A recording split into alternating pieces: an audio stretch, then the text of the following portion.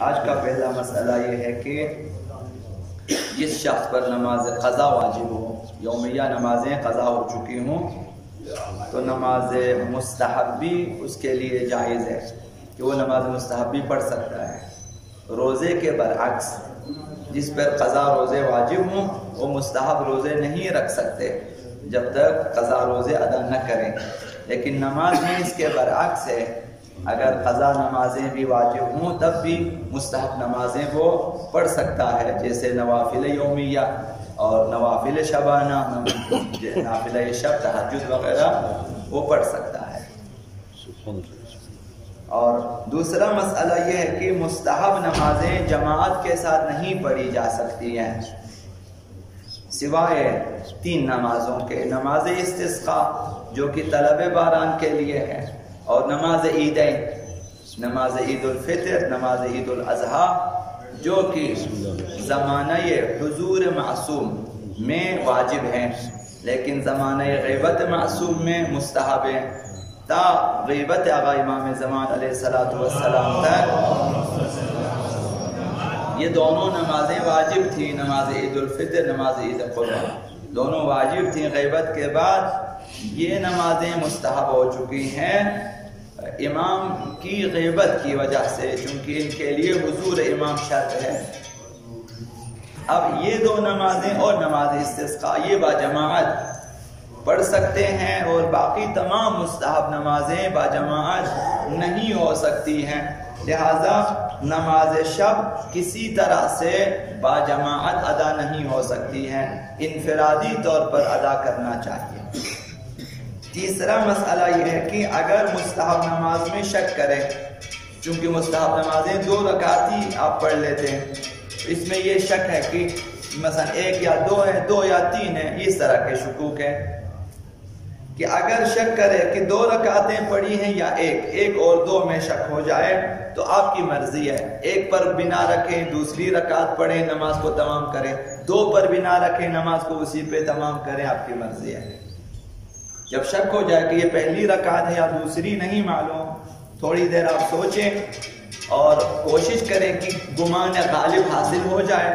کہ یہ ایک پہلی رکعت ہے یا دوسری۔ جب گمان غالب حاصل نہ ہو جائے آپ کو تو پھر آپ کو اختیار ہے کہ آپ 1 پر بنا رکھیں اور 1 اور رکعت پڑھیں، 2 رکعتی تمام کریں، یا یہ بنا رکھیں یہ دوسری رکعت ہے انشاءاللہ اسی پہ نماز کو آپ تمام کریں۔ اس کے برعکس اگر ہو جائیں کہ مثلا 2 یا 3 تو اس میں انسان کو جو ہے چاہیے کہ وہ 2 پہ بنا رکھیں، اس طرف نہ جائیں کہ نماز باطل ہے۔ نماز شب میں اور مخصوصاً قنوت، نماز وتر کے قنوت میں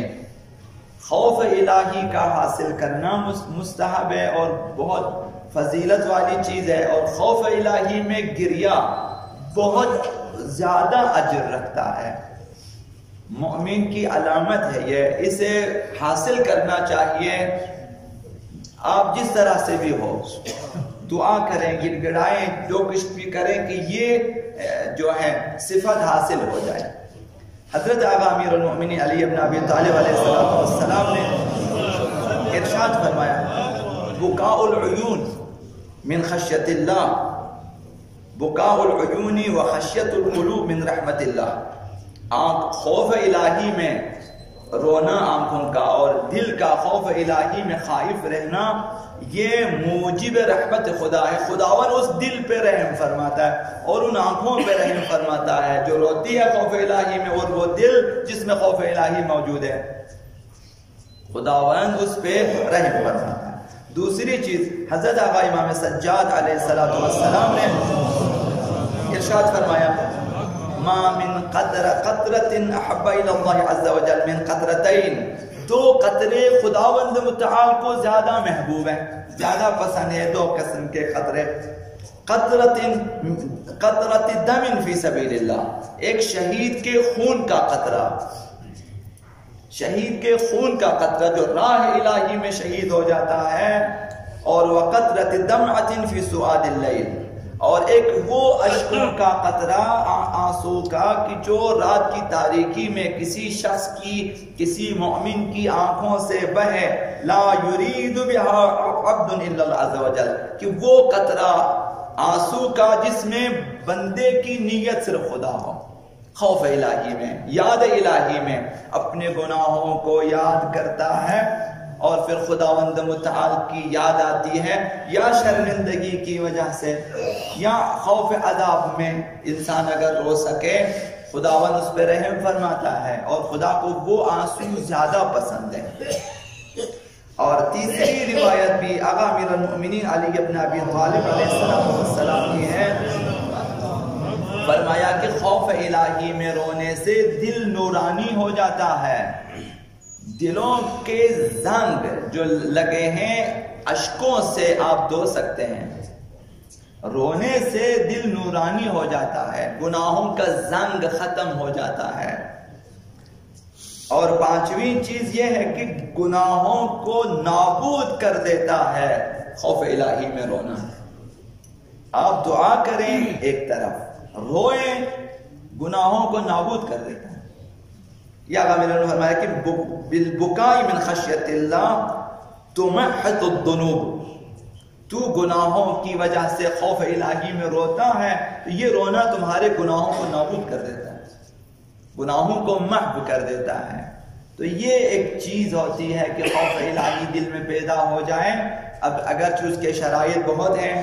سب سے پہلے قدرت الہی کا تصور ہے، اور دوسری چیز گناہوں سے پرہیز اور حرام خوری سے پرہیز وغیرہ سے دل میں یہ چیز پیدا ہو سکتی ہے، خوف الہی۔ تو اس سے انسان کے گناہ صاف ہو جاتے ہیں۔ انسان کو یہ جان لینا چاہیے کہ خدا کی قدرت کے سامنے اس کی ذرہ برابر حیثیت نہیں ہے۔ ایک انسان کی اصلاً کوئی حیثیت نہیں ہے قدرت الہی میں، سب سے چھوٹی مخلوق آپ مچھر یا اس سے بھی چھوٹی کسی بھی چیز کا تصور اس قدر بھی حیثیت نہیں ہے۔ اصل خدا کے مقابلے میں تصور غلط ہے کہ کوئی انسان خدا کے اصل اس کی حیثیت نہیں ہے، اس کا سراسر وجود خداوند متعال کی طرف سے، اپنا ایک ذرہ بھی اپنے وجود میں اس کا اپنا نہیں ہے۔ ابھی اگر انسانوں کے گروہ ہو، اس طرف ایک انسان ہو، وہ ایک انسان اس پورے گروہ کے مقابلے میں اس کی حیثیت ختم ہو جاتی ہے۔ اور اگر تمام انسانوں کو آپ جمع کریں اور باقی مخلوقات کو جمع کریں، مخلوقات خداوند متعال کے مقابلے میں انسانی گروہ کی کوئی حیثیت نہیں رہتی۔ اور یہ تمام مخلوقات کو اگر آپ جمع کریں قدرت الہی کے مقابلے میں پھر بھی صفر ہے، کچھ بھی انسان کی یا مخلوقات کی حیثیت نہیں ہے کہ وہ مقابلہ صفر برابر بھی۔ تو لہذا انسان کو سوچنا میں خود کچھ بھی نہیں ہوں، نہ میرا آنا میری مرضی ہے، نہ جانا میری مرضی ہے، نہ میں اپنی مرضی سے کھا سکتا ہوں، نہ میں اپنی مرضی سے جا سکتا ہوں، یہ سب خداوند متعال کی قدرت ہے۔ جب انسان گناہ کرتا ہے تو یہ بھی سوچیں کہ لاکھوں اربوں انسان کے اندر خون کے خلیے اور خون کے سیلز کام کرتے تب جا کر ایک انسان گناہ انجام دیتا ہے۔ کہ انسان کے اندر زبان سے اگر ایک گالی بھی دینا، آپ دیکھیں کتنے خلیے کام کرتے ہیں، کتنے سیلز کام کرتے ہیں، کتنے مسائل کام کرتے ہیں، تب جا کر انسان ایک گناہ کر سکتا ہے۔ یہ تمام نعمت الہی کا کفران ہے، تمام توانائی خدا متعال کی طرف سے ہے، اور انسان اس توانائی کو کہاں صرف کرتا ہے گناہوں میں۔ تو تصور کرنا چاہیے، اس بات کی طرف متوجہ رہے کہ ہم واقعاً کچھ بھی نہیں ہے۔ اگر ایک دوسرے کو دھوکہ دیتے ہیں تو اس لیے کہ ہم نے خدا کو فراموش کر دیا ہے، سمجھتا ہے، خیال کرتا ہے کہ میں کسی کو دھوکہ دے رہا ہوں، در واقع حقیقتاً اور واقعاً اپنے آپ کو خسارہ دے رہا ہے، اپنے آپ کو نقصان دے رہا ہے۔ ایک چور جا کر چوری کرتا ہے، ڈاکہ ڈالتا ہے، لاکھوں روپے چوری کر کے خوشحال ہو جاتا ہے، لیکن در واقع اس نے اپنی عاقبت، اپنی آخرت، اپنی دنیا اور اپنی نسل کو خراب کیا ہے۔ حرام خوری کے بعد اس نے آپ نے روایت سنی کہ کسی گھر میں ایک اینٹ بھی اگر حرام کا ہو، وہ اینٹ ضامن ہے کہ وہ گھر خراب ہو کرے گا، تباہ ہو جائے گا۔ حرام خور انسان تباہ ہو جاتے ہیں، وہ دنیا میں بھی اچھی زندگی نہیں بسر کر سکتے۔ آپ جو ہیں جانے پہچانے حرام خوروں کی زندگی کا مطالعہ کریں، جنہوں نے اربوں میں کھربوں میں حرام خوری کی ہے، ان کی زندگی کو دیکھیں، ان کو جیلوں میں بھی نیند نہیں آتی ہے، یہ لوگ ٹیکے لگا کے سو جاتے ہیں،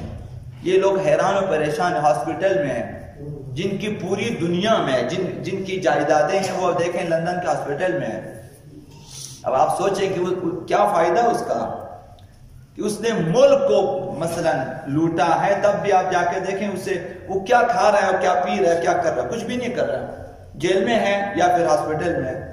زیادہ سے زیادہ وہ مہنگا ترین ہاسپٹل میں اپنے علاج کے لیے چلے جا اور تو کچھ بھی نہیں ہے۔ وہ عزت کی زندگی نہیں جی سکتا، وہ سکھ کا سانس نہیں لے سکتا۔ ایک غریب جو فٹ پاتھ پہ سوتا ہے مزے کی نیند، ان امیروں کو وہ نیند نصیب نہیں ہے۔ تو جو بھی حرام خور، دنیا بھی اس کی خراب ہے اور آخرت بھی۔ لہذا دھوکے باز خیال کرتا ہے میں کسی کو دھوکہ دے رہا ہوں، در واقع اپنے آپ کو دھوکہ دے دیتا ہے۔ خوف خدا اگر انسان کے دل میں ہو، رشد و ترقی کا زینہ ہے یہ۔ جب اندر خوف خدا پیدا ہو جائے، اس کے بعد انسان گناہ نہیں کرتا، غلطی نہیں کرتا، خواہشات نفسانی کو کچل دیتا ہے، دوسرے کے حقوق کا خیال رکھتا ہے، اپنی خواہشات کو زیر پا کر دیتا ہے دوسروں کے حقوق کی خاطر، خود اپنے گھر میں جو ہے تکلیف میں رہتا ہے کہ تاکہ ہمسائے کو تکلیف نہ ہو۔ آپ چیخنا چاہتے ہیں، آپ غصہ کرنا، آپ مثلا گھر میں شور مچانا چاہتے ہیں کہ ہمسائے کی خاطر آپ شور نہیں کرتے، مثلا آپ آرام سے اٹھتے ہیں، یہ تمام چیزیں کہ اپنی خواہشات کو آپ مسل دیتے ہیں، آپ اپنے کھانے دوسروں میں تقسیم کرتے ہیں، یہ خوف خدا کی وجہ سے ہے۔